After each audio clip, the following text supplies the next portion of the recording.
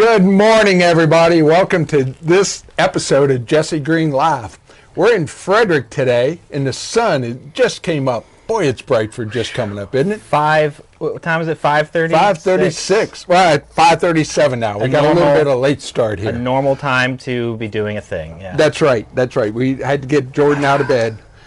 But dragged me all the way out here. Anybody in the movie business, I don't want to say horror business because you've worked on everything. Yeah. Everybody in the movie business in the tri-state area, Maryland, Pennsylvania, Virginia, West Virginia, North Carolina, Ohio, New England, Southern Florida, the swamps of Maryland, everywhere, every ecosystem knows who this guy is.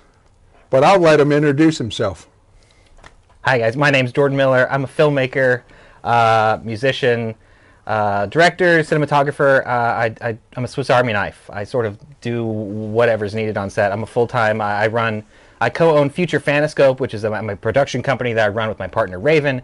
We do a lot of feature films and music videos, and we crew up on different film productions, whatever it might be. So yeah, we're kind of jacks of all trades. We travel where the jobs are. We make a lot of our own original stuff. We're just finishing up, Future Fanoscope has 2 short films and 2 feature films that are coming out this year, so we got a busy year, that's for sure. Wow. I guess I met you on Anarchy. I was actually thinking a different one. I think we met on Killed on KOA. Killed on Arrival. I filled in one day. That's right. One day I filled in on a cam op job because they didn't have a camera operator that day, and you were our killer. That's that movie that is like. That's right. Yeah, what? Oh, no. No, wait a minute. He meant I did a killer job that day. I was like, damn, this guy can act. Yeah, that's it. That's it. That's what I meant. I may not be the killer. But then again, the fact that it was a spoiler for KOA. But you wore a great hat, and that's the real important thing. Yeah. You had a great hat that day. That's right, you were there. That was actually supposed to be Captain Decapitate's film debut. Yeah. But was it not? Well, a movie has to come out to be a debut. That helps. You know? That does help. And my real debut as Captain Decapitate is going to be in, what is it, Russell? What did I just do as Captain Decapitate? He does so many jobs he has to ask. I know, I can't remember. He doesn't know either. It'll come to me. Right. It'll come to. Oh, I know.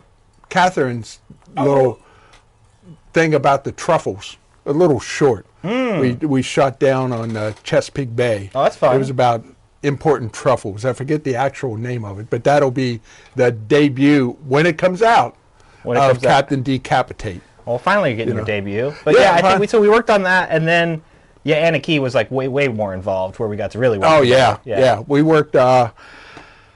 Anna Key was kind of split into 2 sections. Yes. And you worked on the first section. Yeah. And then a year later, or 9 months later, 7 months later, we worked on the second section. And unfortunately, you weren't involved in that. I couldn't be there for the second half. But the first half was fun. We got to shoot in what's that place? The Rainbow. That's no longer around. Yeah, Rainbow Road. That's not around anymore. I'm glad we got to do that because I always passed that place as a kid, and I always was curious about it.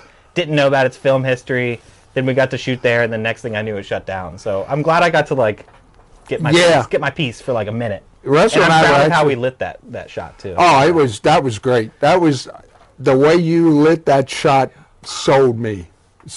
Oh, awesome. Sold me on you because it's. I watched that, and it's like it's just it's perfect. I love perfect. That was fun. But yeah, I shot in Rainbow Road probably about 37 years ago now. Yeah, you were in. We got a 40 fact checker. Uh-oh. That's no, keeps going up. Now wait a minute. Is he only going to fact check me? I hope so. Yeah, that's the plan. I think he's only going to fact check you. I was told there would be no fact checking. Yeah, isn't that the way fact checking goes? They only check one. They don't.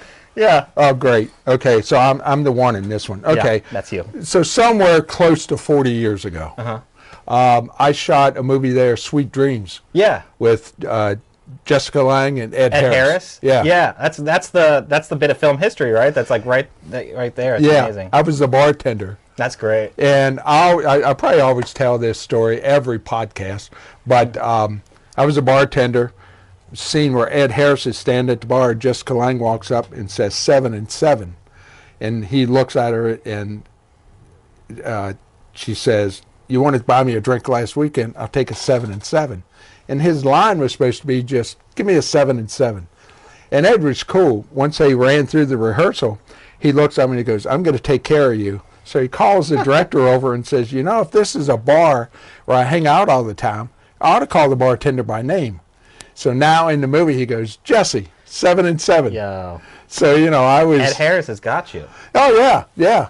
Ed was... Cool. Both of them were... But That was like an earlier career for Ed Harris, right? Or was that like... well, that was 40 years... 85. 85. 1985. Okay, so he had done quite a bit there. Yeah. He had done Creepshow by then. Yeah, he had. Yeah. Yeah, he had. And, of course, Jessica Lange was established by then. Yeah, King Kong had been out. Yeah. Yeah. In fact, she was nominated for an Academy Award for Best Actress for that movie. Jeez, yeah. So, you know... I remember shooting there. They had the big posters up on the wall still. Yeah, Yeah, yeah. that's cool. Well, now, what they did, you've been in Rainbow Road, they built a bar in the middle of that dance floor. Oh, really? Yeah. Okay. The studio No more built a bar. dancing. No, they still had dance floor. Small one. But they built that so they could get the cameras the whole way around the bar. Oh, they built it for the movie. For the movie, No, that's yeah. smart. That's Yeah. great. Yeah, because honestly, yeah, shooting in the bar they have is kind of a pain. Because Yeah. it's like you have all this space and then the bar is like 2 feet. Yeah, yeah. So they did that. So I worked right in the middle of that dance floor. And then when they shot that, you know, where you come in through the pool room? The pool room wasn't there. Okay. That door was the front door. That's where we got to do that big, long one shot. I was like around the table, up into the room. I did not know that shot was done. I must have been somewhere. I did not know that shot was done until I saw the movie. See, that's the thing about the long one takes is like you do a lot of planning and then you do it and then it's done. It's done. I must have been...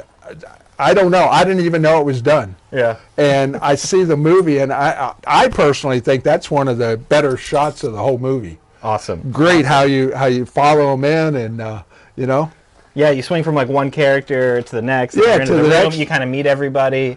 Yeah. I love shots like that. I love like when movies do stuff early on to like keep you in one single shot and you like learn the layout of the house or you like meet the family or whatever it may be. And I kind of felt like it was like one of those shots. Yeah. Where it's like, boom, we're into this space that they're always in and we want to like learn it a little bit. That was my favorite shot of that whole. Oh, except for the shots that had me in it. Well, yeah, obviously I those are the best. I liked they were the best. are the This best. was the second This is best like, because you followed the best supporting actor at that point. You know, Yeah. you weren't. Who's the movie named after again? I forget. Oh, It's yeah. you, right? Yeah. I'm Anna. Hi. I'm Anna Key. I'm here with Anna Key on Jesse Green Live. No, wait a minute. I got to do this. I'm Jesse Green. Hi, I'm Anna Key. I still don't have Abigail beat on that. That was such a fun, exhausting movie to make because it was an emotional ride. Sure. You know, and I didn't know. I started out in horror, strictly horror, and then I got tired of being the serial killer and the strange uncle and, you know, and all that. Never, ever thought I'd end up with a romantic lead in a movie. Sure, you're right. You know, especially with a 23-year-old. Yeah, it's you very know? different. It's very different. Yeah, but Well, you're only 40. yeah, Yeah, money. Yeah, not money. a day so over it wasn't. 40. Yeah, it wasn't. It wasn't that Plus, much. this was like a couple years ago, so Yeah. like round down to 30. you know? Okay, so we were about the same About age. the same About age. the same age. Yeah. About this is identical. Yeah. I couldn't tell. Yeah. You couldn't. The camera. You know softens. what's odd about that? And it could just be me. I mean, you were there. You shot it. Even though in actuality there was what 40, Fact checker. 23. There was over 40 years between us, or just about 40 Sure. years between Yeah. us. And I don't think that relationship looked that odd. Right. Well, it was the whole narrative you know, is meant to like support that. So I think it was like a bold choice and like a really interesting kind of thing you don't see. You know, one of my favorite romantic movie of all time is Harold and Maude. Yeah. Which is a film about a young man who's obsessed with death, who falls in love with an elderly ex-hippie, and it's like, to me, one of the most beautiful love stories like ever made, and it's a great film.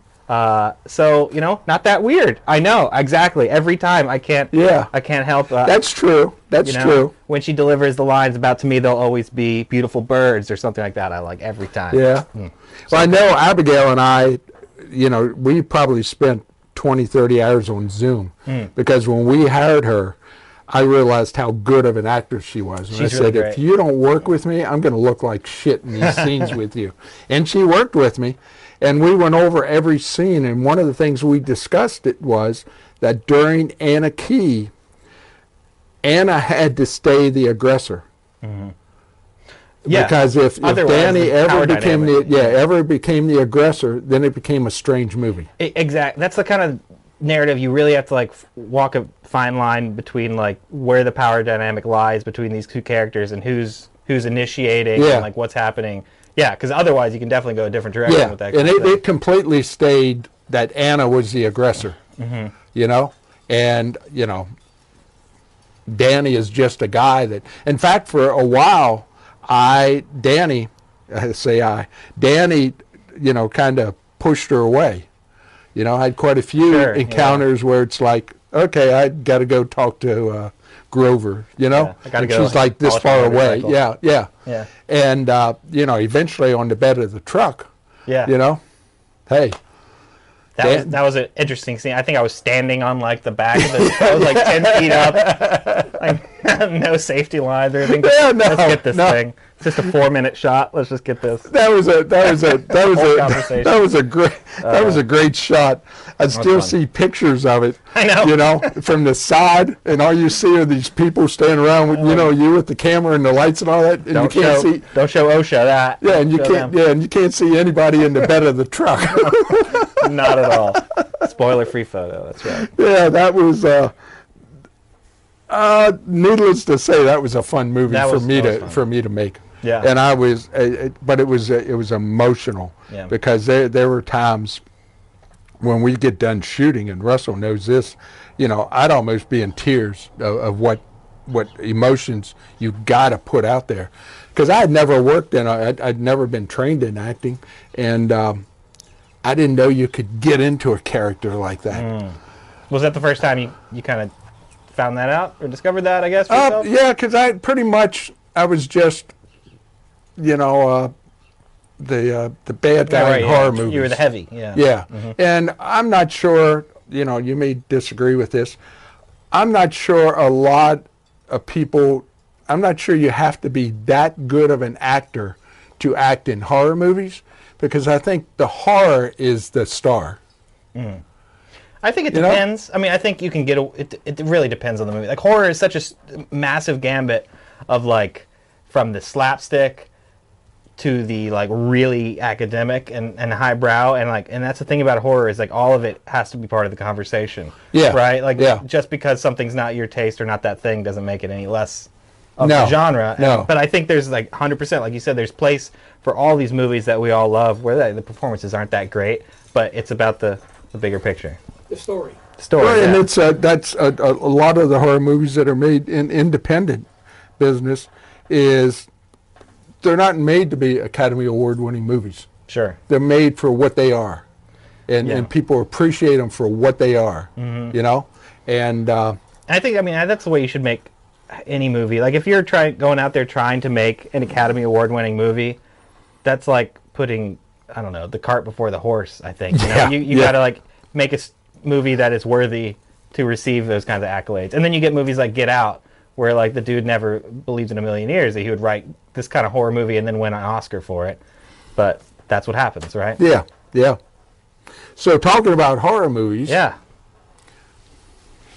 Oh yeah, this one. That one. Yeah. I think I know the guy that made that one. This is my baby, and we've been working on this movie since 2022, and it's finally coming out. The only ones we premiered in Chicago at the Chicago horror film festival the end of last month, and September, and we just played at the Frights and Fears Fest in Southern Maryland, and we are about to have our local debut at the Warehouse Cinemas in Frederick on December 12th. So that's what we're gearing up for right now. We're going to have like a red carpet event. We're going to have all kinds of cool stuff. And Warehouse Cinemas, if you haven't been, is like an amazing theater. It's a great place to see movies, and it's a Maryland company, so you're supporting local businesses as well. Yeah. And they're really cool to the independent filmmaker. So yeah, we're going to have the cast and crew out on December 12th, and we're going to do a Q&A and all that after the movie and hang out. It's going to be a party. It's going to be a good time. Cool. And from where we're at, we're what, 5-minute walk? Oh my goodness, that's the best part for me. 5-minute walk from here. For me, yeah. Yeah. I just stroll down to the warehouse. It's great. It's right across the Gold amazing. Mile here. They set Right, up right. like during COVID. They set up, and I'm so happy they survived, because they set up and nobody could go there for the longest time. But they stuck it out, and Warehouse is great. Yeah, I like going to the Warehouse. Because we've done some premieres. You went to the premiere. You were in Jester. They premiered there. Yeah. Terrace Lane. Were you in Terrace Lanes? Yes, I was. What role did you But play? no. But no? Don't ask. Okay, I won't. Yes, I was in Terrace Lane. In fact, that's how I got into that whole group. With Cinematic Productions Yeah. and those guys?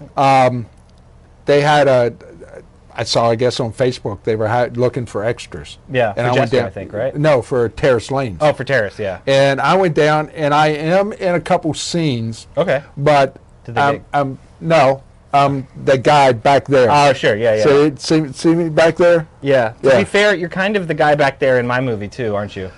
Yeah, but if you remember, But you're there though. But if you remember, I've been around the movie business long enough that I know where cameras are being set up and where they're going to get.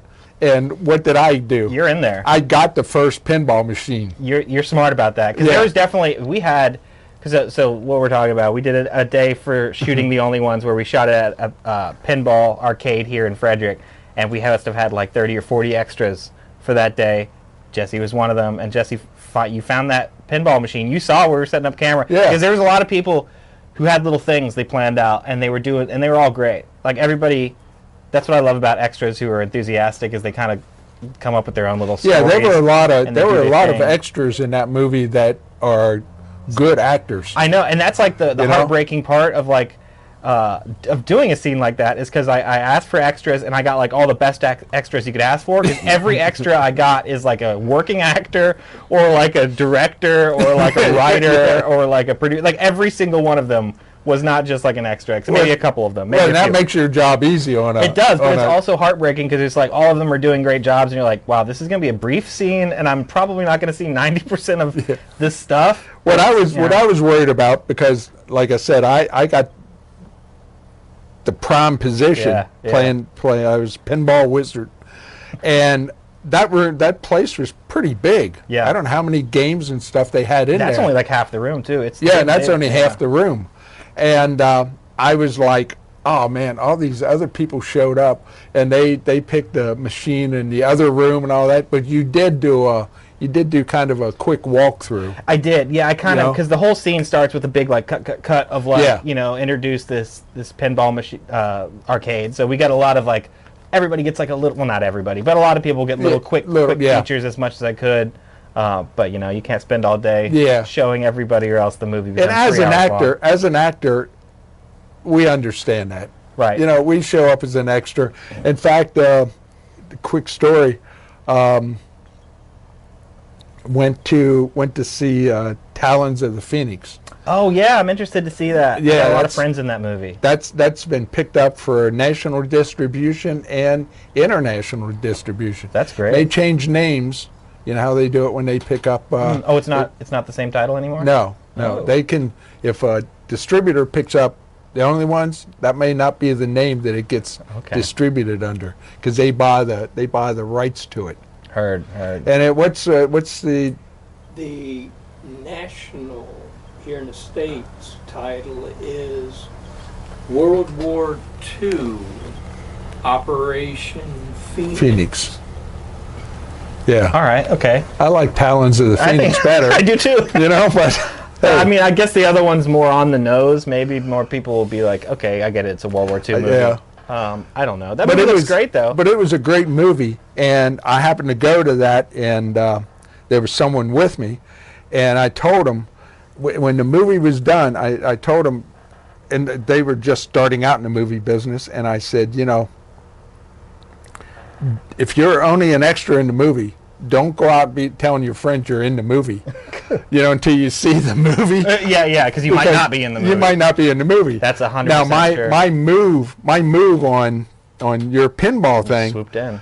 I swooped in because I saw where the camera was at, and you were, I guess, you were paying those people as actors. Those are yeah, obviously, but handsomely. But you were shooting them to be in the scene. Right. So if I'm behind them, I'm not going to get cut. No, yeah. And it's brief. It's brief, but I'm there playing the. You did it. And it was great because we showed up at that arcade. Yeah. Well, do you call it an arcade? I guess it is. Yeah, it's an arcade. Yeah. It's one of those. Is it still there? It's not there, but they are open. They moved into the mall, weirdly enough. Oh yeah. Yeah, I guess they kind of expanded. They're in a bigger place. It's in the okay. Francis Scott Key Mall. Oh, okay. But it's one of those. Have the old pinball machines. Yeah, it's like that's the cool thing. It's like a retro arcade. So there's like all the old pinball machines, all the old arcade units, and there are some big TV screens with like PlayStations and stuff hooked up too. Yeah. So you can get the modern thing. But yeah, that was the real appeal of it. Is it wasn't just an arcade, but it's like all the beautiful colors and the lights and the aesthetics of these old vintage machines was something I wanted. And for The Only Ones, which is a movie that takes place a lot in one location and out in the woods a lot, it was important for me to have like a respite from that in the middle of the movie where we can go to this fast-paced, very colorful outside of that world to give us like a breath before we go back into it. And I always love that pinball scene every time we get to it in a movie because it really does feel like a nice breath. Yeah, it is. It is. And I was at the premiere of it because I was in it. Yeah. You came to the test screening. It was a test screening. At Creature Feature Weekend, yeah. Yeah. And I tell you what, I've been around. I never grew up as a horror fan. Mm-hmm. I mean, I'd watch horror movies, but people laugh because I have to really, really think about the difference between Michael Myers and... you got this. Who's the other one? No, you got this. Michael Myers and... oh, fuck. Oh, shit. Getting you... That'll be cut. He said there'd be no cutting. Yeah. Jason? You talking about Jason? Jason, yes. Yeah. I didn't want to leave you dangling for too long. But I have to really think about the difference between those two. That's how much big of a horror fan I am. I get it. And when I first got into the business, you know, horror aficionados were like, how can you be in horror movies and you don't know anything about horror? And I'm like, I don't know that. I didn't know that was a prerequisite to act in horror movies. But it shouldn't be. There, I think horror, as much as I love horror, it's my favorite genre, but there is like a level of gatekeeping, I think, that exists in the genre. You know, there's definitely like, for me, I just love it if people are learning about the stuff that I love, and I want them to see movies that I love, you know, hopefully share in that. But there's definitely this weird level of horror things where it's like, you haven't heard of this obscure 1983 slasher that I've seen 50 times and no one else has heard of. There's this, it's a weird thing. Or you know, in this one shirt, this guy wore a button-down shirt, and then there's another scene where he didn't have a, you don't know about that? Like, who I know, I just touched, I'm sorry. You know, but simple little stuff like that, and I just enjoy the horror for what it is. But I can tell you, The Only Ones is one of the better horror movies I have seen. Well, there's no way you go into that movie and know anything that's going to happen. That is the goal. That was 100% the goal of this movie. Well, you hit it 1,000%. That's what everyone has said coming out of it, is that they thought they knew where it was going, and it goes the opposite direction. Oh yeah. And that was the fun I had in scripting this whole thing, is because Matt Burns, a close friend that we all share, brought the idea of this movie to me, in which we had a slasher film that followed the opposite of a traditional slasher formula, in which we didn't have like a Michael or Jason type guy who's picking them off one by one. And instead we have like a situation that I'm not going to spoil my own movie, but that does something very different than that. It does, and it's much more self-contained. And like we had to figure out how to do that, and and the whole thing of it, you had to always kind of do the opposite of what people are expecting, while also giving it in a package that seems recognizable. Yeah, right. And it's it was because you had that gas station scene. Exactly. That everybody that watched it thought it was setting up the whole movie. Because that's the goal of that scene too. Yeah. It puts you in the most familiar gas station harbinger of doom scenario you've seen in any horror movie, and pulls the rug out from you every chance it can. And hopefully from like just that flavor, you're like, okay, I should know not to expect the expected for the rest of the movie. Yeah. And also before that, we've got like a whole other rug that gets pulled out. Yeah. So like it constantly happens. You do. Yeah, you do. Happens. Yeah, you do. And it was a great ride. Thank you. Because you just when you thought you might have it figured out, it's like nope.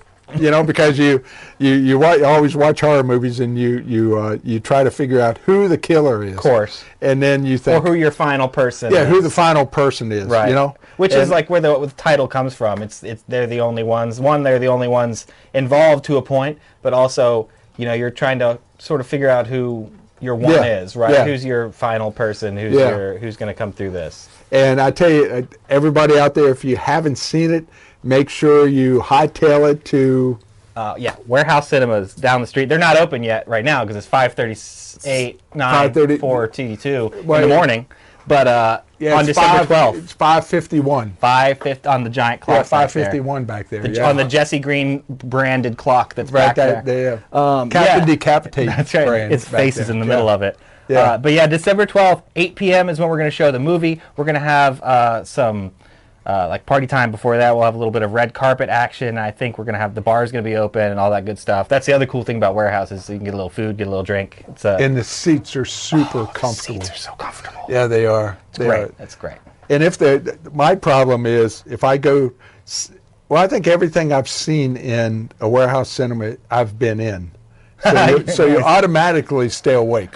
Exactly. And but if I'd go to a movie, probably like the Joker or whatever it is. I just saw that. Yeah. I might, from what I hear, I might not stay awake to the end. I'm not sure. My opinion on that movie. I saw it. I think it is a masterful film, but a terrible Gotham Joker movie. Not a good Batman movie. Otherwise, great film. Beautiful performances, amazing shots. I actually don't mind the musical aspect of the movie at all. Yeah. If you're there to see like a good old-fashioned Gotham Batman Joker movie, it's not going to deliver on that. Yeah. That's for sure. So it's like equal parts really disappointing and really well made and really nice. Yeah. Too. So it's a very interesting movie. I really liked the original Joker. Yeah. I liked just the character study. Exactly. That's what this is. This remains a character study, and it puts way more importance on that than anything that you care about in the Batman world. Like anything from any comic book, it doesn't care at all. It's a character study on this specific guy, and for better or worse, Yeah, yeah. They tried something different, and you know me, and the only ones I like doing stuff that gives you the unexpected, and that movie definitely doesn't give you what you expect. Yeah, yeah. But maybe I got to go see it. Yeah, I got to go see it because it's other than the movies I've been in, I probably haven't gone to see a movie in a theater in 20 years. 20 years. Yeah. Oh, being single, it's still I still have that stigma of going into a movie, sitting there by myself. I love seeing a movie by myself. You don't like seeing a movie by yourself? No. Oh, it's so much fun. I know, and I should do it, but there are movies like this new Joker movie. Sure.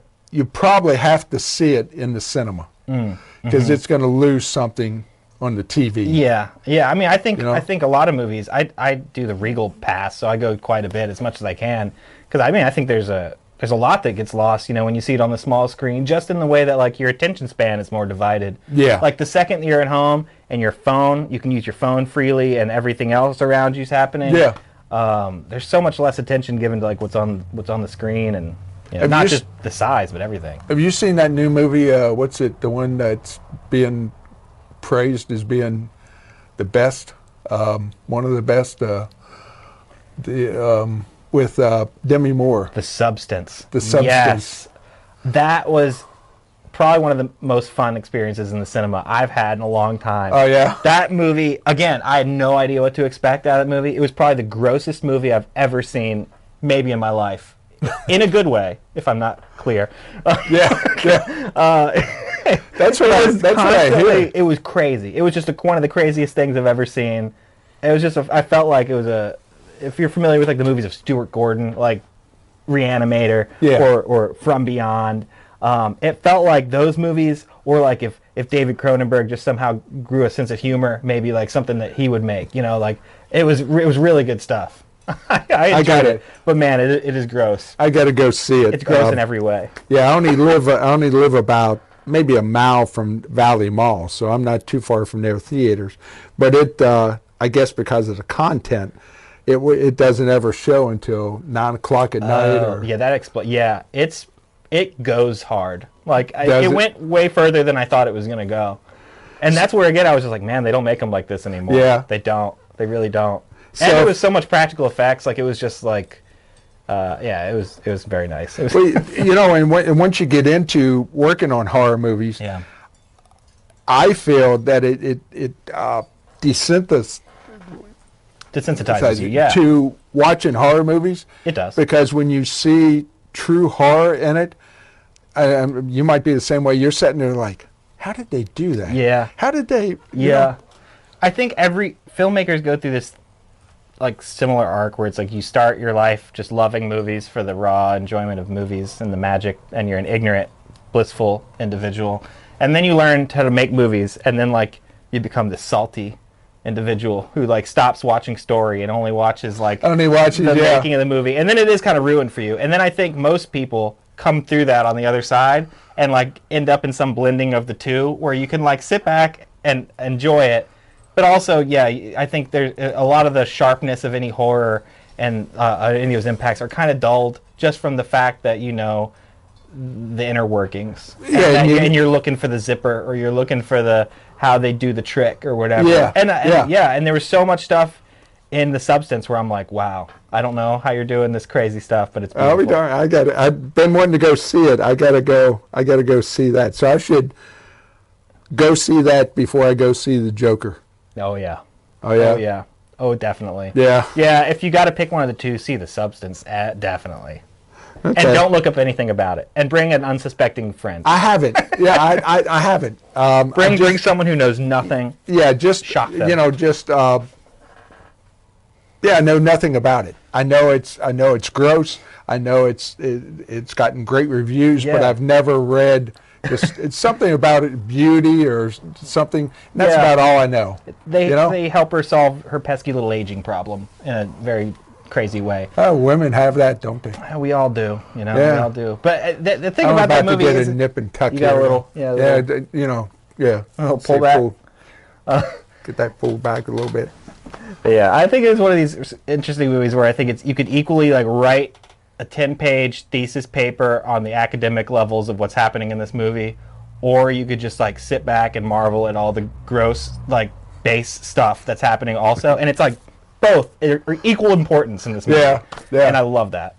So you think it'll pick up any awards down the road, or is it too? I don't think too far out there. I think it's pretty far out there. I would love to see that get an award. Who knows? I think more and more horror just inserts itself, and and it's whether or not it's asked to be there is not part of the question. Look at Terrifier. Like, how often has Hollywood just tried to be like, we don't want what you're selling, sir. Yeah. Please don't. And they just insert themselves, and they don't stop, and they're in the theaters more and more, and they're coming. I'm seeing Terrifier 3. I just saw Terrifier 3 in the past. Oh, yeah? Yeah, not today. not So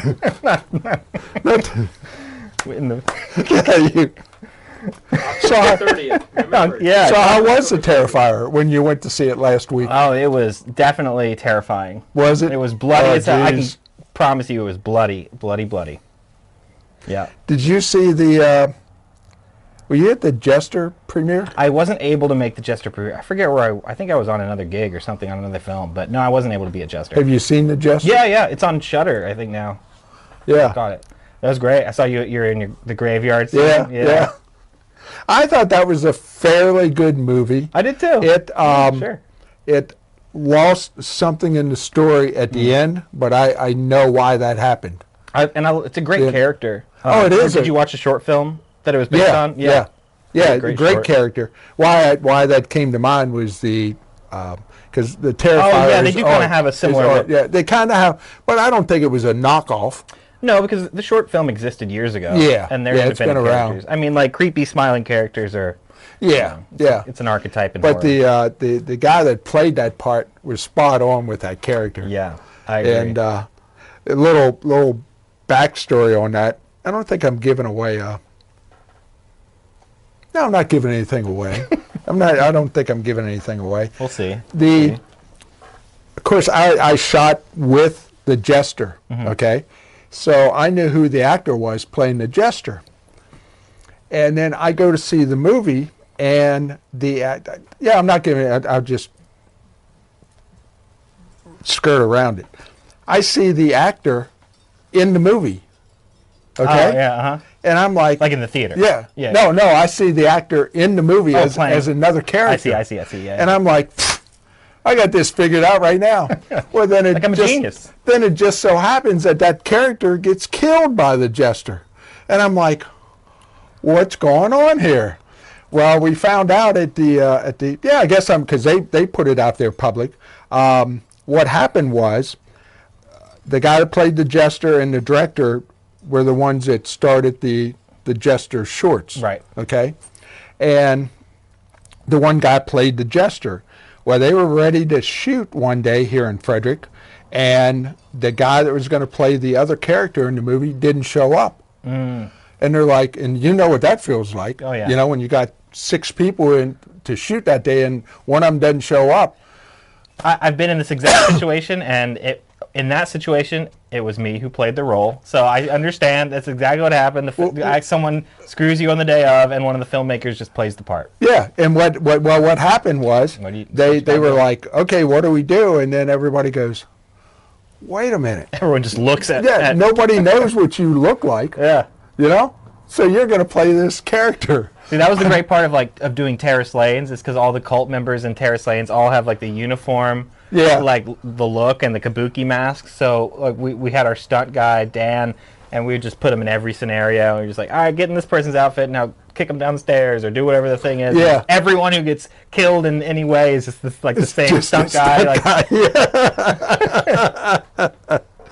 Yeah, I only worked on that one day.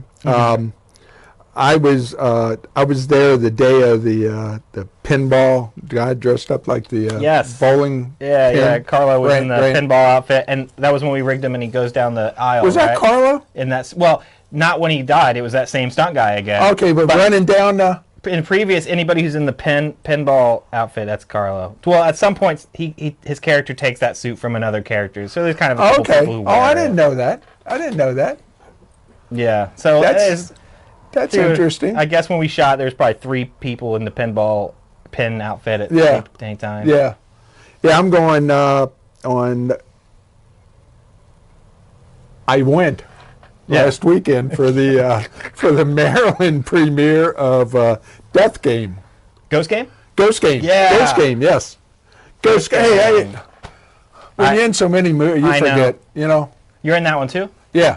Cool. Yeah. Ghost Game. I'm looking forward to that one. I only have one scene, and I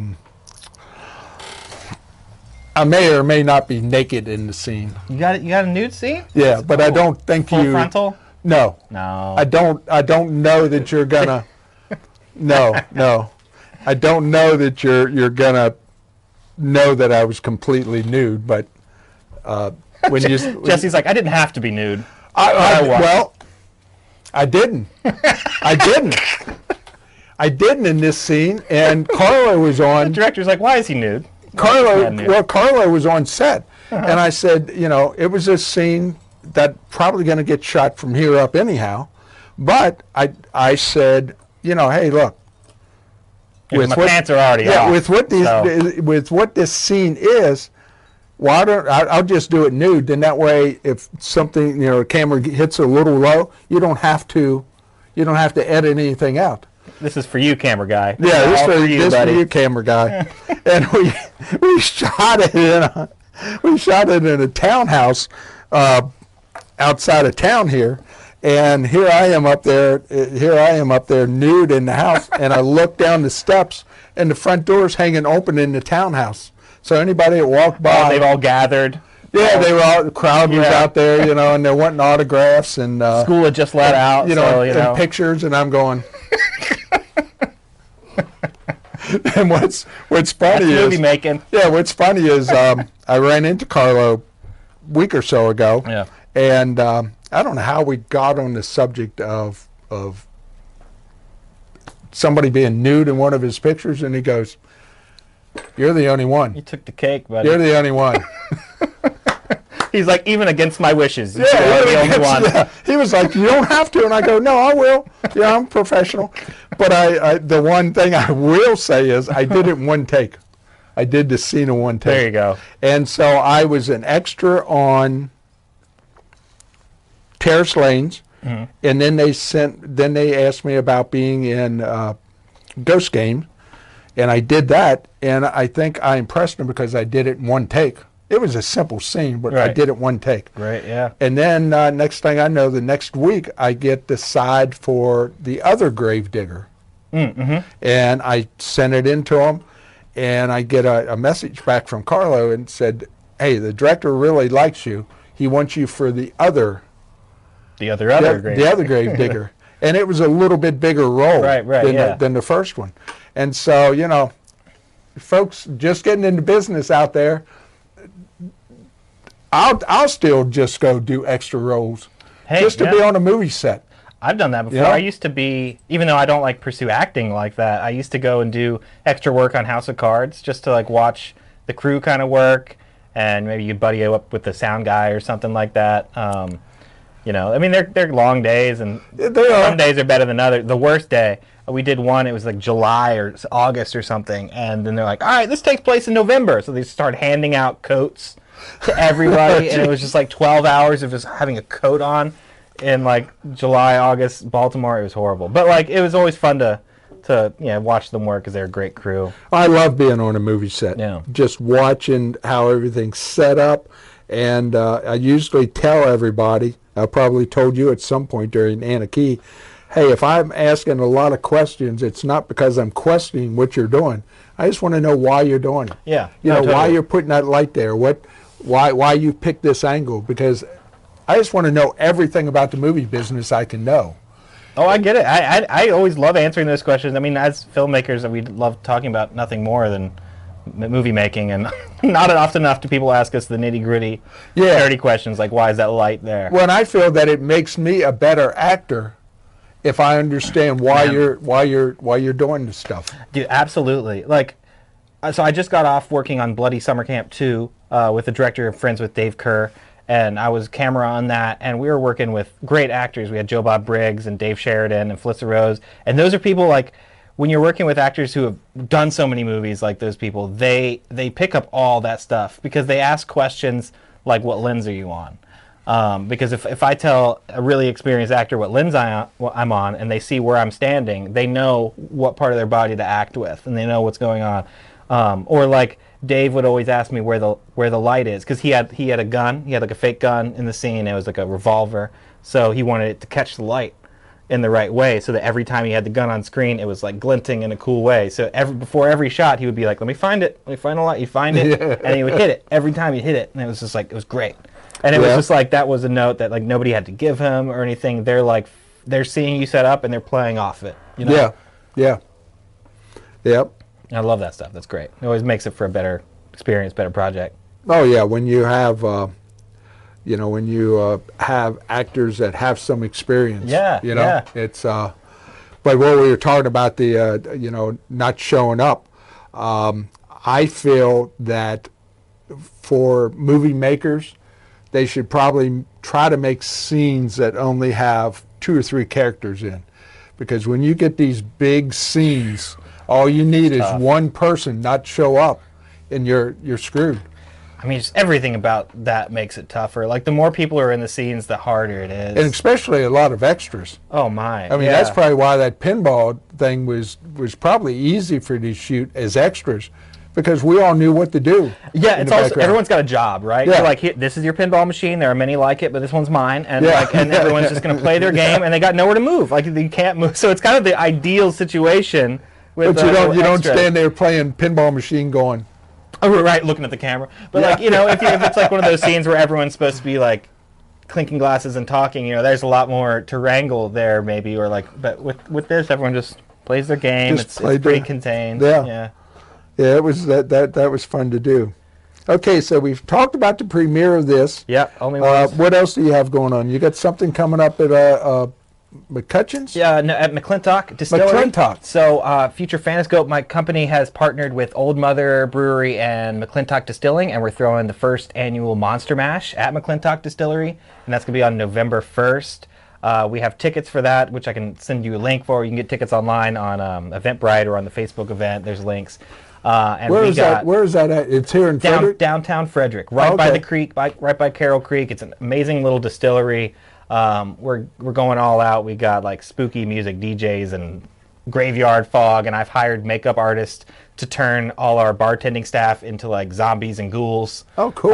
So you're going to be served by actual undead living zombies. When is that? Yeah, get the calendar out. It's November 1st. 2 days from today.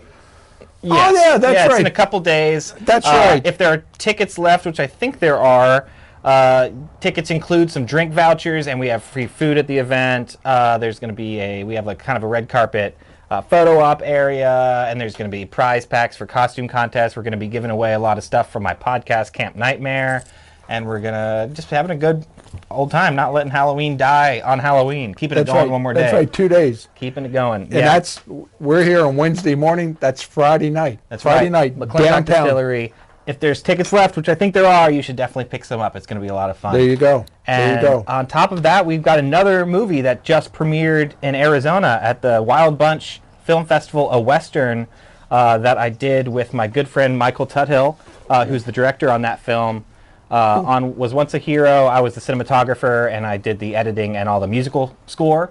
And that's like a dear film to me. Like, again, it's not horror. It's a full-blown Western, and not so much like a shoot-'em-up Western. This is a very drama, character-driven Western. Actually, I've related it much more to True Grit. Okay. It's a story about a much older former hero from the Civil War who is starting to lose his mental capacities, who basically becomes lost because of his dementia and teams up with a much younger girl who's on a mission of her own, and the two of them bond and go on this adventure together. And that just debuted. We've got distribution already lined up, but I don't know when it's going to be coming out. But it's a great film. The film is called Was Once a Hero. We got a bunch of wonderful actors in it. John Carter Cash is our villain, so we got to work with him, which is pretty legendary. We had Robert Carradine, who came out to play a role. Darby Hinton, who's a Western lifer. He was one of our main roles, and Julie Cashmanian, who we've worked with a lot of our independent horror films around here. That was the cool thing, is Michael and I work in a lot of horror films. We worked together on his Wendigo movie, Wind and Bone, and he helped me a lot with The Only Ones. And we gotten to work with these people who had made Western films, and we got to bring a lot of our horror people over to this Western film and sort of bring some of our horror sensibilities. Like, there's definitely a lot of times in that score where I'm doing the music where I am just making horror music. But I'm putting it on Western scenes, and I love how it's working, and I think it darkens stuff up in a way that doesn't take it out of the genre, but just maybe brings an edge to it that might not have been there before. But it's a film that we're all super proud of. Cool. And that'll be coming out as well. I can't wait. What was the name again? Was Once a Hero. Was Once a Hero. There you go. I'm anxious to see, because I became friends with Ken Arnold. Yeah, I love Ken. After the movie, because just sitting as a extra watching him in that, he's awesome. Talking about the scenes where you follow through. Yeah. That scene where he starts out in by the bar and walks the whole way through, and he jumps over the bar. Yeah, and I could appreciate him as an actor because he was spot on everything he had to do, and He's that's important if you're gonna do a long scene like that. That actor, and he pulled it off kind of good. Great, yeah. No, I mean, and Anna Key. Yeah, yeah. That guy. He did okay, but every time you do it, that actor has got to almost be spot on in everything they do. Hey, how you doing? Yeah. Patting Every somebody little on the beat. back. Yeah. And watching Ed in that movie, not Ed, Ken in that movie, I had a real appreciation for him. And then I saw where he does acting classes, and I've been taking acting classes too. Oh, you have with him? Yeah. That's awesome. I really like Ken. He's such a nice guy. Great actor. Yeah. If you get a chance, you should check out. He just did a Western horror film. That's what I was getting to. Yeah, with Dan DeLuca. The town called Purgatory. Yeah, Ken invited me to the premiere of that, so I got to see it up in Rockville, and yeah, it was great. I haven't seen it yet. I'm kind of obsessed with the horror Western. That's where my mind has been at the past year or two. So I was really thrilled to get to go to one. Well, when I first met Ken in the class, right away he told me, he goes, "You got the look." He said, "I do another Western, you're in it." Bro, yeah. You're in it. Absolutely. And I'd love to do a Western. That would be so fun to do. But he showed us one scene from Purgatory, and it was a scene where they opened the doors to the church. Great scene. Oh, my God. Yeah, and that camera dolly's back and it reveals all that carnage. Yeah. Great. Oh, my God. Shot. Once I saw that, I was like, I want to see this. Yeah. I want to see this movie. They went overseas and shot that, too. Yeah. Where'd they go? I want Czech Republic? I think that might have been right. I forget, but they were over there for a month or something. Yeah. And we share a producer. Was Once a Hero shares a producer with that films. Oh, okay. So Anchor Productions is also it produced both of those films. Oh, okay. But went over during COVID because of the restrictions here. Oh. And he said overall it's a whole lot cheaper to shoot a movie over there than what it is because they used all local crew. Yeah. And just had to fly the actors over and put the actors up, that it was cheaper than putting up with I've heard that bull crap here. I mean, I've heard that's true. That's why that's why so many productions shoot in Canada, and that's why so many productions go overseas to shoot. I want to say one of the last Texas Chainsaw Massacres wasn't even shot in Texas. There was a couple of them ago. They were shot in I can't even remember where, but yeah. Yeah, a lot of movies, it's funny when you watch the end credits and you see where they were really shot. It wasn't anywhere near what they were. You start to tell because you start seeing the last names of all the crew, and you're like, okay. Yeah. Okay. I know one example that I'm a Key West guy. I love Key West. All right, yeah. Used to work there as a street performer, so I love Key West. And it was a movie, can't remember the name, Kate Hudson and somebody else. They were on boats and I think some treasure or something. And it's supposed McConaughey. Fool's Gold. Fool's Gold. Oh, yeah, Okay. yeah. Well, they were supposed to be in Key West. Okay. Well, they pull the boat into Key West, and there's mountains. There's mountains, and I'm like, they're not in Key West. Yeah. And I'm like, I don't. And if you watch that movie, there is no reason to say it was that they were in Key West. Had no, I guess maybe treasure. Maybe treasure. Oh, sure. Okay. Yeah. But they could say they were on Dominican Republic. And it would have worked better. Yeah, and it would have been mountains there. But they said they were in Key West. And had that's what the script said. And had mountains in the background. I'm like, no, they're not anywhere near Key West. You watch a lot of movies, you're like, well, a lot of these locations look a lot like California. Yeah. It happens a lot. Yeah.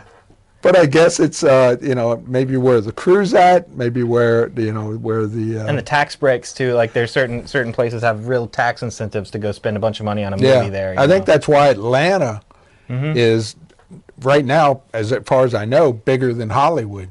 It's in the production. It's exploded. And I mean, Hollywood. It's so expensive to live there. It's so expensive to shoot there. We have these things when we shoot our indie movies out here. We have luxuries that we're not even aware that we have. We go and we rent out an Airbnb, or we ask our friend to shoot in their property, and it's no problem. And we just go cameras up and we shoot all day. That would never fly in LA. You would pay thousands of dollars for every location fees for your brother's backyard, you know? Like, Yeah. So it's just like there's so many benefits to not being there, honestly. Like that's why I made the decision not to go out years ago, is because I wanted to direct the projects that I was writing, and it was either I go out there and I work crew on everybody's thing and never have the time or money to produce my own stuff, or stay out here and do it. Yeah. You know? Yeah. Right. That's probably why Eduardo Sanchez never went. Right. You know? Well, I've talked extensively with him about this kind of stuff, and he made that first movie. It was a smash hit, still probably, I think, maybe the most profitable movie ever made, simply because of how cheap it was to make. Yeah. And, you know, he found his priorities being his family and, like, the life he was setting up for himself. And, I mean, he has said that, like, maybe that didn't benefit him in Hollywood as much as it has, but, like, he's able to carve out an amazing life for himself. You know, he's balanced his family and his film productions, and, you know, that's something that not a lot of people and he out still in LA has, could say. Yeah, he still has the respect of a Hollywood exactly, you know, director. He's able to do what he loves and not sacrifice the rest. Yeah. You know? Yeah. So that's a win. I think he's won. Yeah, I am so happy that I went to that stood in line to be an extra in Terrace Lanes, just to be under that umbrella of his, you know, to be connected with that. And he's able to do that. Like, right, he's able to not be in LA and, like, foster a film community here, right? Yeah. Like, all these projects that you've been talking about wouldn't have existed without, like, that, right? Right, right. So, I think it's amazing. And those movies, if they were made in LA, look at what they would have cost. So much more. You know? So I mean, much here more. that company was able to shoot in a whole bowling alley. Of course, the situation was there; it was due to be torn down. Yeah, and it's going now. It's going now. It's still there. Oh, is it? It is still there, but they've closed down like all the other businesses around there, and the plan is still to level it all and turn it into condos. Which, by the way, is the plot of the movie also. Yeah, yes, they're tearing it down for condos. So I love that little middle finger to all that, but because I love Terrace Lanes. I actually used to bowl at Terrace Lanes when I was in high school. That's where we would go, like, you know, to waste time and stuff like that. And then the bar, Lucas McCain's. What was that one? The bar? Oh, the bar. Oh, is that what they called it? The bar? That was at one time when it was a country bar. Oh, okay. I think it was a couple different names. And then they redid the bar, and then COVID hit, and then they shut down. And I was like, wow, that sucks. My little behind-the-scenes story on that, my ex-wife was a orthodontic assistant, and the doctor she worked for office was right above there. Oh, okay, yeah. Up in the office level of that building. And I'm not sure, I think at one time he was part owner of the building. I think it was one of those cases, because there were other doctors and dentists and stuff in there. I think it was a thing where they came in as a group, bought the building, and then, you know, went through all that. There's a lot of things that used to be. There's a nightclub in that building for like a hot second. Yeah. That's where Lucas McCain's was at. But it was something, if anybody out there knows, because it was various names. Yeah. Anybody out there that's watching this that knows what other names Lucas McCain's was, send me a comment, because I'd like to know. I can't remember either, but it's like the Terrace Lane survived them all. Yeah. But then condos killed them. Yeah, you know? condos. Condos killed it. Condos killed the radio star. That's right. That's the way. So, anything else you want to let people know about coming up? So, yeah, December 12th, Warehouse Cinemas. We're playing The Only Ones. Cast and crew's going to be there. That's something not to miss. Keep an eye out for Was Once a Hero. When we get distribution information, I'll be posting it. You can go to my website, which is futurefantascope.com, and that's spelled PH. It was up there, and it'll be up there again. There you go. PHANTO scope.com. You can see what we have going on there. There's also a mailing list you can join right there, and that's probably the best way to keep up to date with all the screenings and festivals as they come up. We're also planning some pop-up events In the spring, we're planning on setting up an outside drive-in and playing the movie at the location where we shot it, at the house. So we've got that we're planning in the spring, and there's going to be a lot more festivals. We'll also update you there as far as Was Once a Hero when that comes out. I also co-host a show of my own called Camp Nightmare, and we're a show that's been going since 2019. We've got over 200 episodes, and we're an audio podcast that talks about horror movies and whatever we like. We do a lot of celebrity interviews and stories and nonsense like that, and you can listen to us on Spotify or Apple Podcasts or wherever podcasts are. I don't think I've ever been on that show, have I? We'll have to get you on. I don't think I After Captain Decapitator gets his debut, we'll have to get you on. Yeah.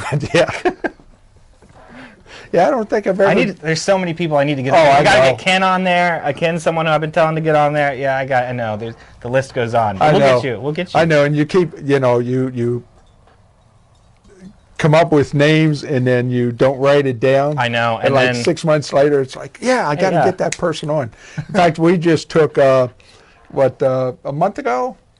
We took a kind of little couple week hiatus.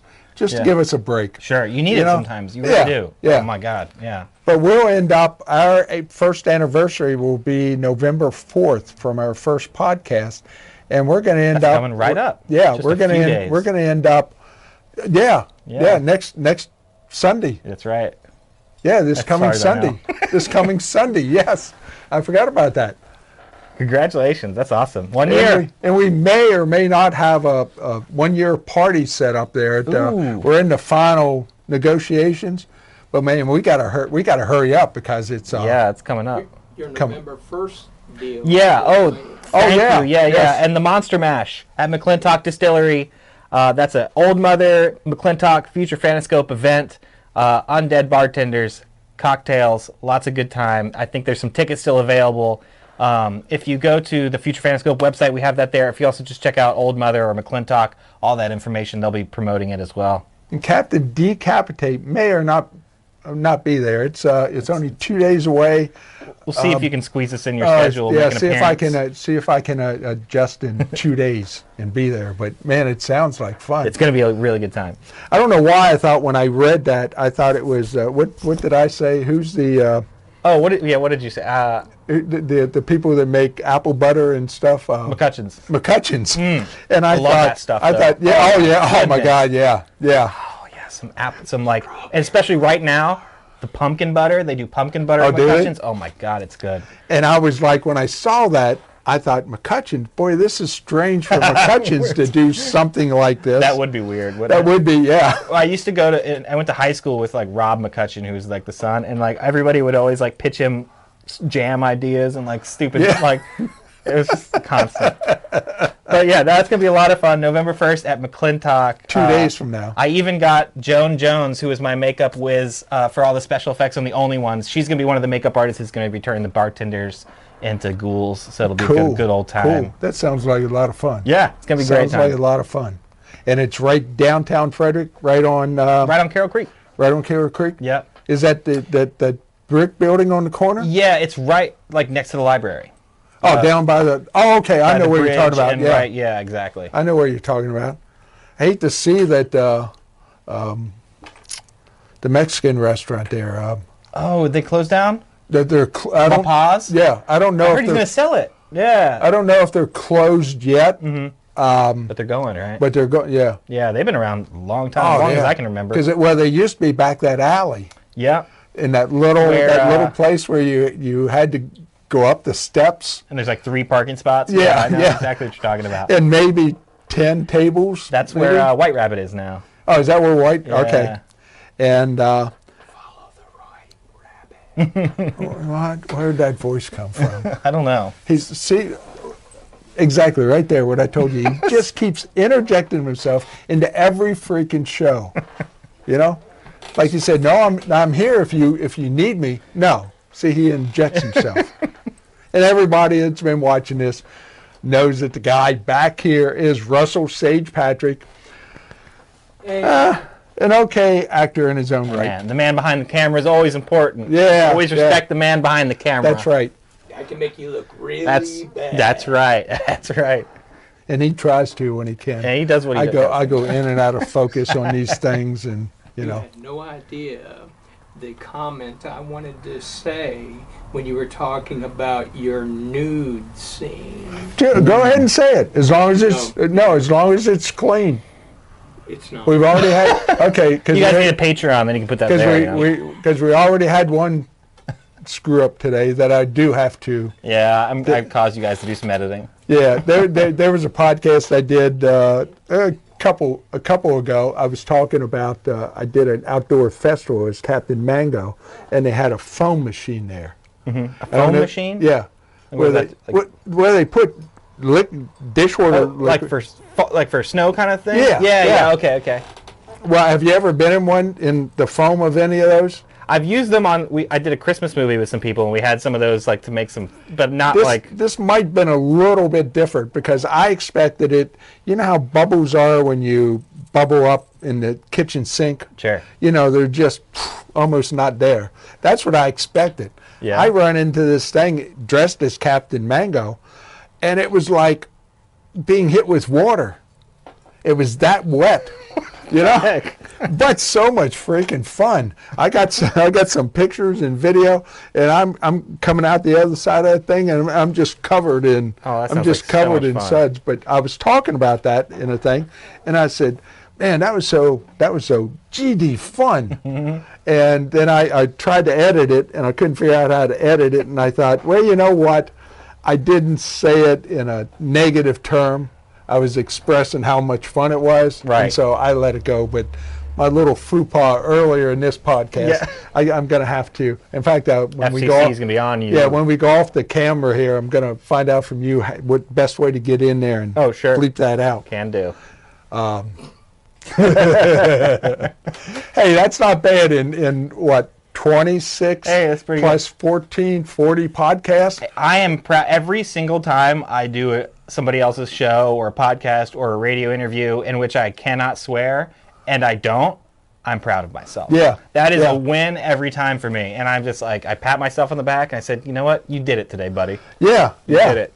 Yeah. And today I did it. And in the GD word was that was my first. That was you. That was my first slip.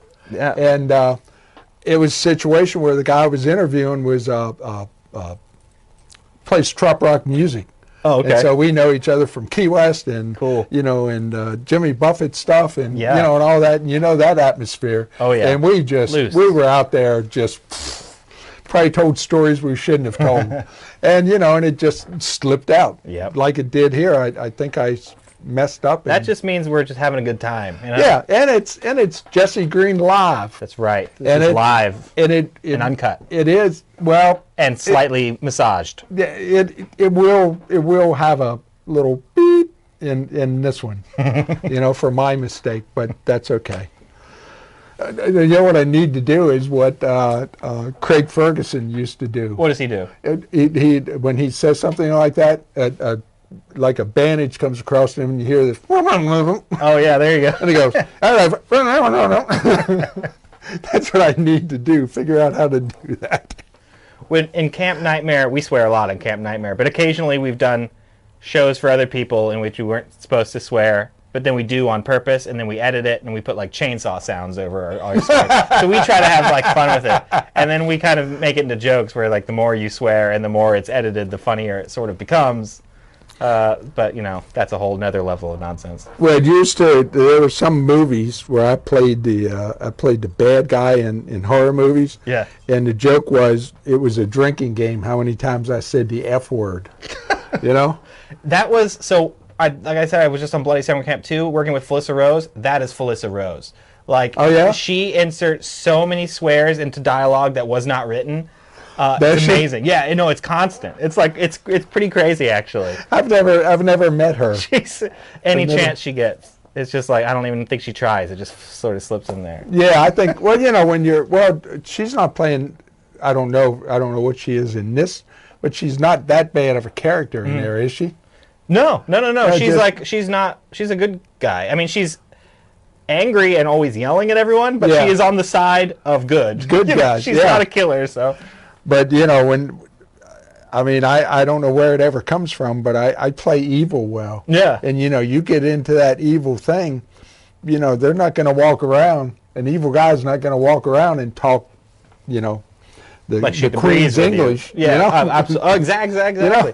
I don't, like I said, I don't really act that much anymore, but my friend got me into the Sibylla 6. You're aware of this movie, the shooting. I'm in that. Yeah, you're in it. I play a jerk in that movie, and I took that role for 2 reasons. They said I could be a jerk, and I got killed in the movie. I said yes, because playing the heel is always way more fun. Oh. I'm sure I understand you play it a lot, and then you want to like do something different. Yeah. But for me, as someone who's always behind the camera and doesn't really want to pursue acting, but sometimes gets the chance to, playing a jerk is just so much more fun. Well, yeah, that's in professional wrestling. Yeah, you Captain be the heavy. Decapitate. Be the heavy, yeah. So much fun. Way back when I first started, there was a company that took me on and wanted me to be a face.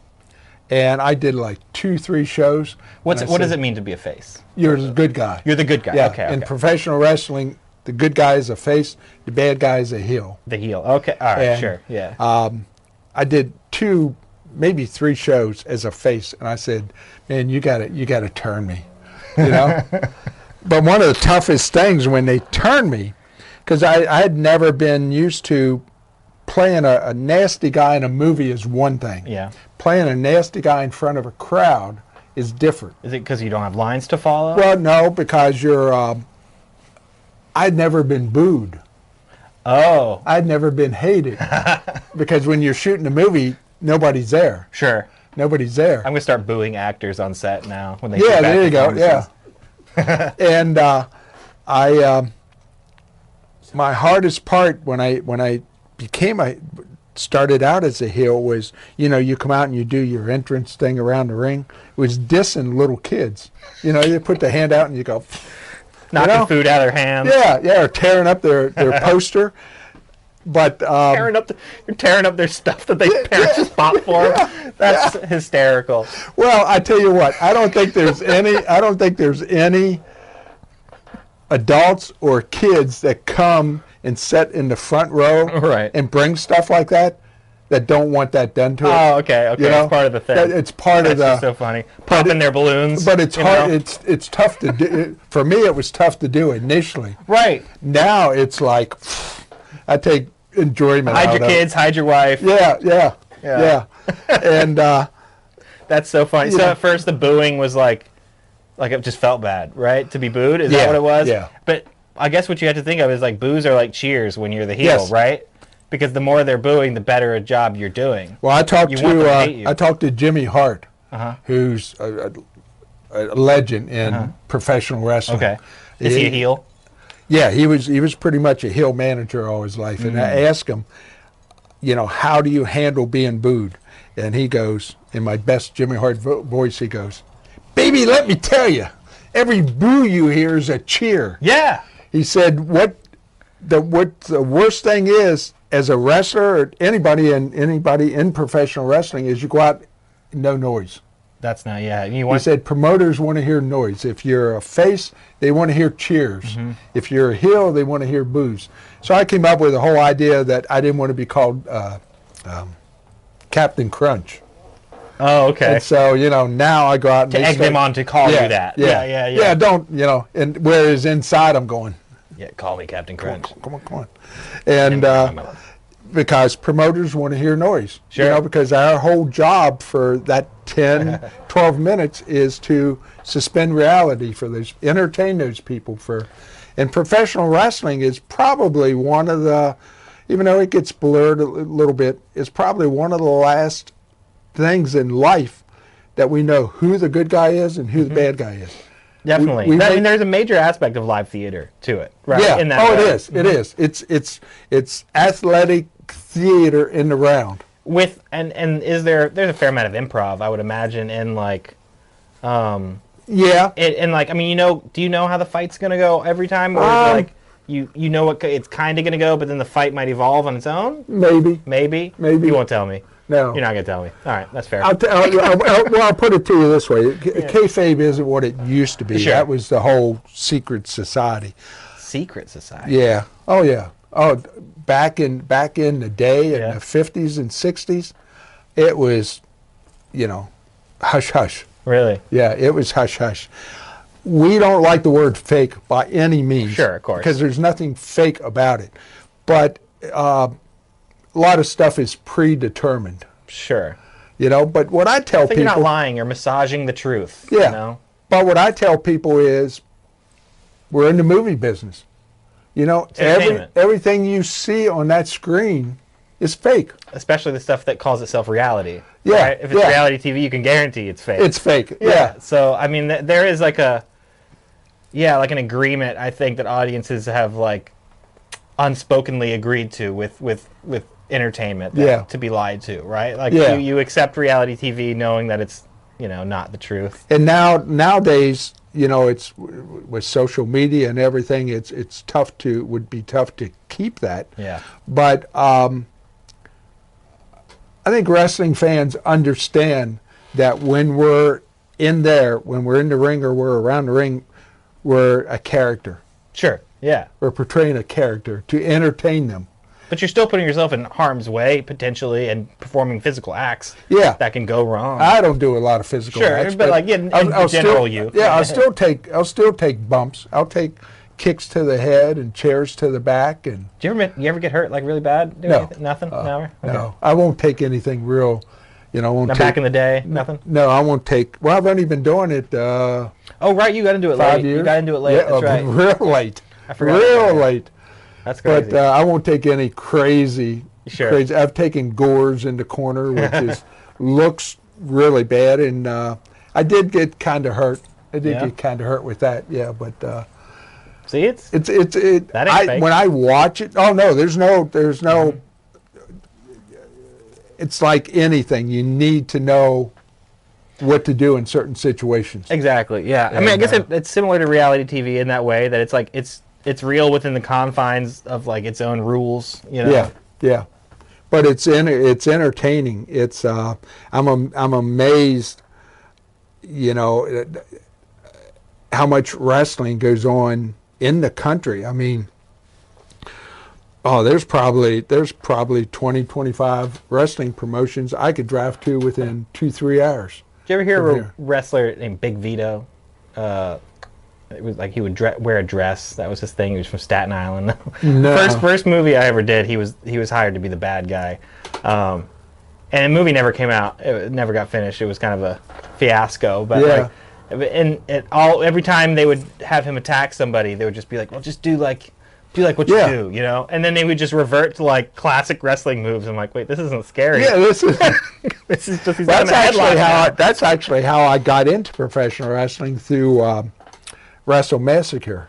Oh sure, yeah. Well, okay. And I did that and made a Brad connection. Twaig's movie. And got a chance to act as a manager. That's how I got into it. But crazy. I found for the most part, wrestlers that have worked on movies are great because they're already actors. Exactly. They're already actors, and if you keep them as their character, you know, it's like a Well, I step in, and even though Captain Decapitate is a real asshole, and I don't like him, I step into that character, and I'm Captain Decapitate. And you have fun doing that. And I have fun. Yeah. I have fun. You know? Playing in that play box of of like a villain. Because if you're out there as a face manager, you're just a cheerleader. Right. You can't interfere. You can't, as Decapitate, I can punch the people and choke them and, do whatever I have to get the win, to take the ultimate booty back to the ship. That's right. Yep. Okay.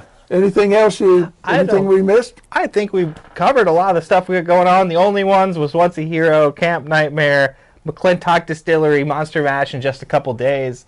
Other than that, it's been a crazy Halloween season. But what's the date on this again? December 12th. We're going to be doing the only ones at Warehouse Cinemas in Frederick, so don't miss out on that one. That's going to be the big one. That's going to be really fun. Get your tickets for that. Yeah, get tickets for that. I'll even get a ticket for that, yeah. even though I've already seen it. Yeah, that's right. Well, you were. Yeah, Russ was good. Russ was our armorer. He provided us with our fake weaponry for the film. He sneaks his way into every movie. He inserts himself. Let me tell you a story. Let me tell you a story about him. I did a short thing where we actually got to shoot up in the castle up in Berkeley Springs.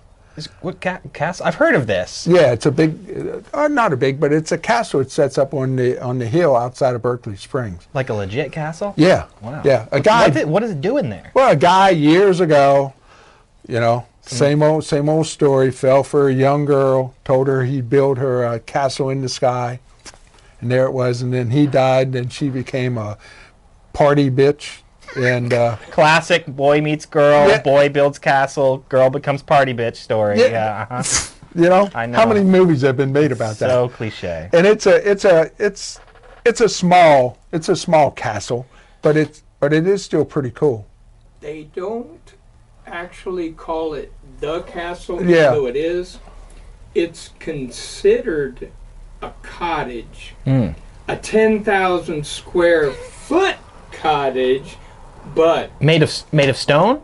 Yeah, if a building is made of stone and it has turrets, it's a castle. That sounds like a castle to me. That sounds like a castle to me. If you ever see a picture of I've it, been in a lot of cottages, yeah. and that does not sound like a cottage. And the castle maintains itself on the first floor. You know, it's got this big ballroom and Wow. you know. Is it like an event space you would do like weddings or things at? Is You that, can. Is yeah, that what it is? Okay, yeah, sure. Yeah, and so I shot a movie there. It was for not a movie. a pilot for a Pilot series. For a TV series. Cool. For a TV series. Verily. I'm the producer. Now it's all making Okay, sense. now, All yeah. coming together now. But to get back to now that we went by way of Baltimore to get back to Frederick, talking about him getting into, I was Overseer. and I got one scene where I kind of rough up a girl, and I'm a nasty guy, you know. Well, I decided to do it with just my Captain Decapitate vest on, you know. Okay, sure. But I took a frock, a nice looking frock that I wear for my captain character every now and then. Well, I happened to forget it, okay? Then when they shot the second day, guess who shows up in a scene in my frock? Tell Hey them man, why. one man's frock is another. I don't know where this You is know? going. But he does that. He Another man's frock. does that stuff all the time. Any way to get in. He's always a scene in a getting movie. in your frock. You know? You're always getting in my frock. Stay the hell out of my frock. Quit leaving Yeah. your frocks on Hey. the Yeah, set. frock Hey. off, man. Hey, it's my frock. I'll do what the hell I want to with it.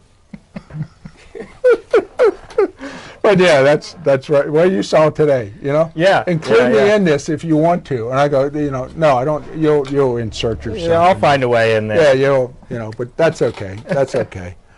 So this is starting to go off on a tangent here. Hey, I it can makes for good I can cinema. see it. Yeah. Yeah. There you go. He Yeah. understands. Yeah. Okay, whatever. Whatever. At least I'm not on screen. Hey, come on. This is Jesse Green Live. This is in Russell Sage Patrick Live. Jeez. It's getting close to being that though. It's getting there. Give it some time. I can see. I know at some point. I don't want it. I know at some point he's going to stab me in the back, and all of a sudden there's going to be this offshoot. Well, that's how you know you've made it. Yeah. That's right. That's how you know you've made it. That's a bunch of bullshit. But you know, that's a bunch of bullshit. You're just being freaking copied. You know, can't come up with their own ideas, so they Yeah. copy you. I would say know? backstabbing is the purest form of compliment or something like Flattery. that. Flattery, that's what it is. Yeah, Very different. yeah. Backstabbing is backstabbing. Yeah, flattery is just backstabbing with a fancy name. With a smile on. With a smile on your face. Yeah. Yeah. Let me tell you, I can tell you about backstabbing, but I'm not going there. I'm going to end this before I go off on that tangent. If you know, you know. You know?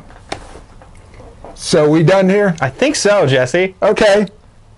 This has been fun, though. Hey, It's been really fun. that has been. Oh, I knew it would be. Getting me up so early, dragging me all the way out here to my own studio. I know. What time is it now? How long we've been? It's 7:02.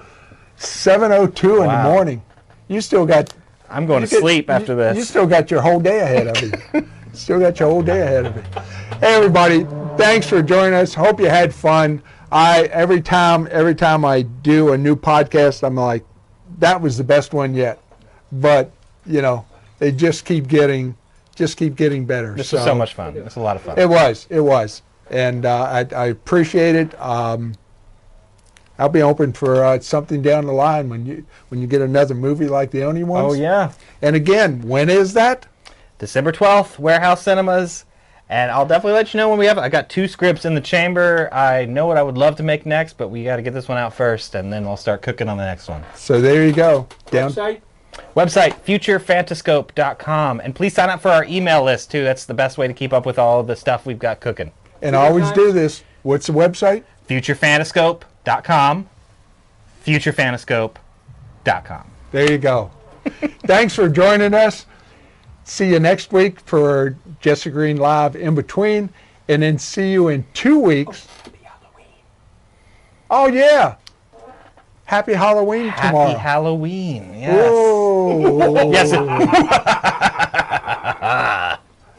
That sounded like just Santa Claus. Calls didn't for. it? Yeah, there's Santa That Claus. sounded like Santa Claus. But yeah, happy Halloween tomorrow. This was kind of our Halloween decorations here. But have a good time and have a safe Halloween. Yes. You know, pace yourself. You know. So Halloween falls on a Thursday night. Yeah, that's tomorrow. Mm-hmm. Yeah. Mm-hmm. Yeah. Mm-hmm. So you know, people here in Frederick are going to party tomorrow night, Thursday night. Then they're going to party Friday night at McClintock. Yeah. At At McClintock. the Monster Mash. and you know, and then they'll have to party on Saturday night. You find something to do. Halloween can't end. That's what I'm saying. We got to keep the spirit alive. That whole weekend. This whole whole weekend weekend. coming up. That's right. That's it. But join us next week for Jesse Green Live In Between. And then in 2 weeks from now, I'm not sure of the date. It's like the 9th. I'm not sure. That's okay. You don't have to look it up, Russ. But in 2 weeks, my guest then will be JP from Il Forno Pizza. Yeah. And John Parent? Yeah, John cool. Parent. I know John. And from Vanish Hall in Boonesboro, where we got professional wrestling coming up. Oh, yeah? In June. They do everything over the Vanish Hall, don't they? They do. Yeah, Have you that's been cool. in there? I worked, we did the Boondock Saints 25th year anniversary Okay. there, and I was working camera on that. Okay. It's a cool is. venue. It is. When I was in high school, they reopened it up as Stingers. Yes. And it was like a venue, but I guess it just didn't hang, and so now they've reopened it. Nice space, great space. Yeah, and it's got the branded steakhouse in the front. Yeah. Off there to the, as you're looking at it, off to the right, they're going to put a gambling off track betting place.